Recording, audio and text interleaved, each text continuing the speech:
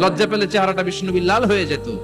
ছোট্টবেলায় হালিমাতুস সাদিয়ার বাড়িতে যখন দুধ খেতে গিয়েছিলেন, বিশ্বনবীর দুধ মা হালিমাতুস সাদিয়া বলে, এই কুরাইশি মুহাম্মদ ছেলেটাকে কখনো কাঁদতে দেখি নাই। ক্ষুধা লাগলেও কাঁদে না, ব্যথা পেলেও কাঁদে না, শুধু লজ্জাস্থানের জায়গা থেকে কাপড়টা একটু সরে গেলে ছোট্ট মোহাম্মদ চিৎকার দিয়ে ওঠে। কি বোঝে সে? ক্ষুধা লাগলেও কাঁদতো না, ব্যথা পেলেও কাঁদতো না, লজ্জাস্থানের জায়গা থেকে কাপড় সরে গেলে বিশ্বনবী চিৎকার দিয়ে উঠতেন। সুবহানাল্লাহ পড়ে। এজন্য লজ্জা শরমের দরকার আছে না নাই? ইযা লাম তাস্তাহি ফাসনা মা শিতা।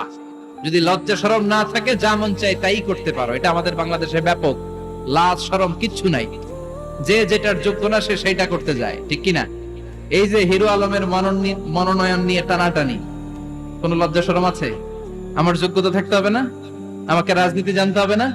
আমাকে যদি আজকে বলে মিজানুর রহমান আজহারি আপনি অনেক কোয়ালিফাইড লোক, আপনি কালকে দেশের প্রধানমন্ত্রী, আমি ওই জায়গায় বেহুশ। কারণ আমার নাই কোনো রাজনৈতিক জ্ঞান, নাই কোনো ডিপ্লোম্যাটিক জ্ঞান, নাই কোনো কূটনৈতিক জ্ঞান, এই কাজ আমার নয়। এজন্য লাজুকতার বড় দরকার। যেখানে যার বসা দরকার সে সেখানে যাবে।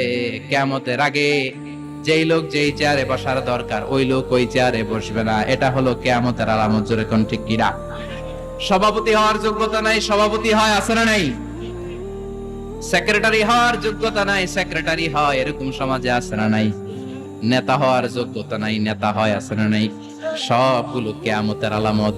আমার বিশ্বনবী এমন লাজুক ছিলেন, বিশ্বনবীর মতো এমন লাজুক নবী আর কেউ ছিল নাকি?